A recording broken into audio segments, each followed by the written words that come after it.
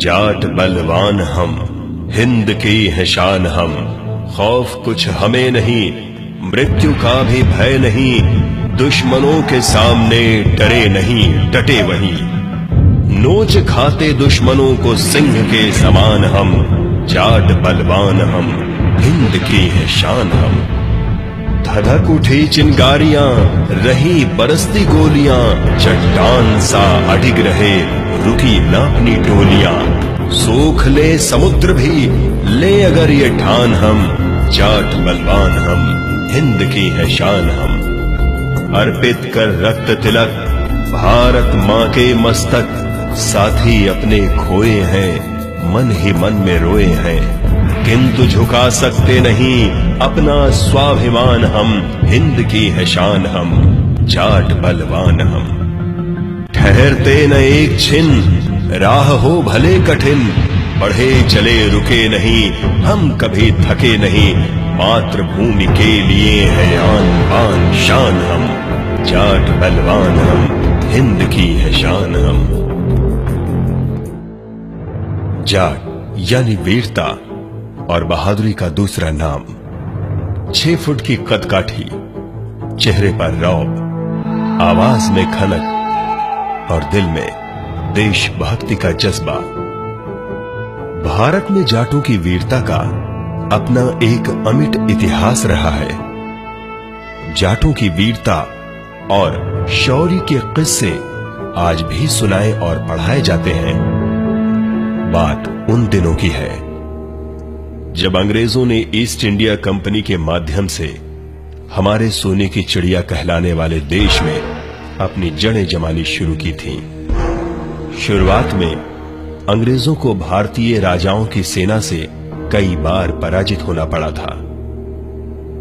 British जानकारों ने जब इस बात पर गौर किया तो पाया कि भारतीय राजाओं की फौजों में जाट लड़ाके सब पे भारी पड़ते थे।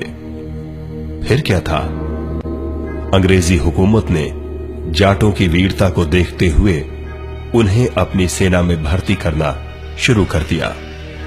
तब पहली बार सन 1795 में बंगाल नेटिव आर्मी की नींव रखी गई। इस रेजिमेंट ने अपनी शुरुआत के साथ ही कई रणभूमियों को अपनी जांबाजी से रंगा है। जाट वीरों से सराबोर इस पलटन ने मानो जीत को तो अपना लक्ष्य ही बना रखा था। एक के बाद एक कई लड़ाइयां लड़कर दुश्मनों को शिकस्त देना मानो जाट के खून में ही बसा था।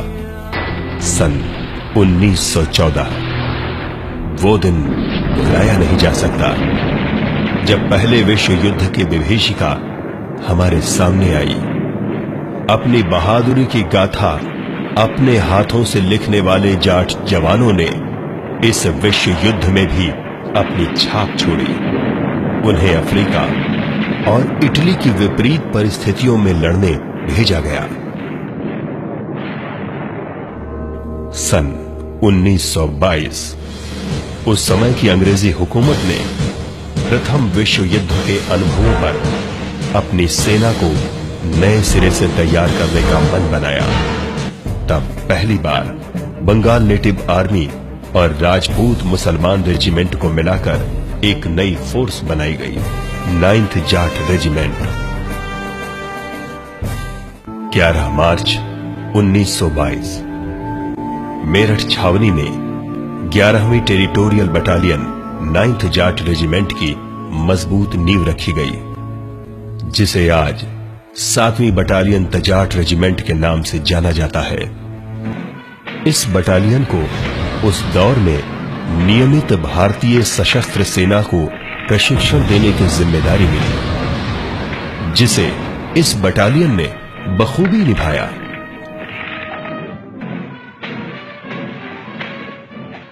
सन 1939 स्थान नागपुर छावनी। भारत के तत्कालीन वायसराय लॉर्ड लिनलिथगो ने इस छावनी का मुआयना किया तो इस बटालियन के मशहूर जाट जवानों ने वायसराय को गार्ड ऑफ ऑनर दिया। इस संदर्भ में वायसराय ने एक जगह लिखा, यह भारत के इतिहास में पहली बार है कि जबकि एक टेरिटोरियल आर्मी ने मुझे गार्ड ऑफ ऑनर दिया है। मैं इस पलटन के जोश, जुनून और जज्बे की सराहना करता हूं। इसी साल जब इस बटालियन का मुख्य कार्यालय नागपुर से बरेली स्थानांतरित किया गया, उस समय रामपुर के नवाब his highness lieutenant colonel Syed Zamir Ahmad ने इस बटालियन के कमान अपने हाथों में संभाली। सन 1939 में पूरे विश्व में एक बार फिर युद्ध के बादल मंडराने लगे।